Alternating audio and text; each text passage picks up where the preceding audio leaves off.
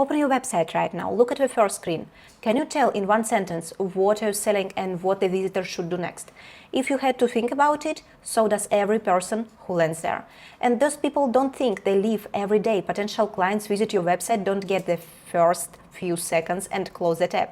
That's not a design problem, that is a business problem. Your site is losing money right now. Every website we build is structured around fixing that. Let me show you.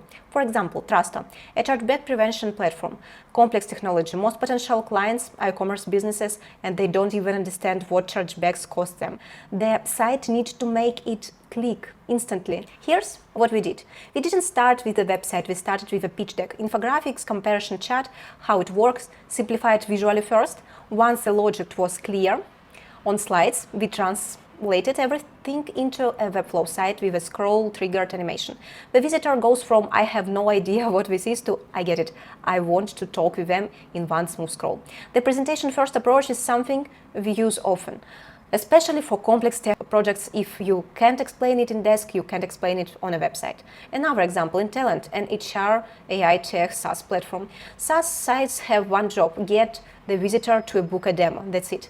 No 12-page navigation, no feature overload. Every section answers one question and ends with a simple call to action. Simple, but the simplicity is exactly that converts. Now, how do you sell something you can't even show? For example, Sardana, a semiconductor company building navigation technology. The actual product is confidential, no photos, no demos, no screenshots. We used visual storytelling. AI-generated imagery showing real-world applications, drones, autonomous vehicles. The site sells a vision and the team's credibility without ever revealing the technology. And we made it timeless on purpose. No trendy gradients that looks dated in 6 months. Then your investor cycle is long, your website has to age well. Jumpman, the trampoline fitness studio in Paris. The site had to convert two completely different audiences from the same homepage. Legal clients who want to book a class, mobile first, 2 clicks, done. And franchise partner evaluating a business opportunity, professional, data-driven, completely different conversation. 2 audience, one site, both converting. BusyBot, a skincare brand on Shopify. E-commerce rule, don't make the visitor choose from a grid. Show them the best thing first. Best-selling products up front, social proof, benefits sections, customer photos, straight to checkout. Every scrolls move when closer to buying, not closer to being overwhelmed by options. Another example is Vibe Creator, a marketing agency.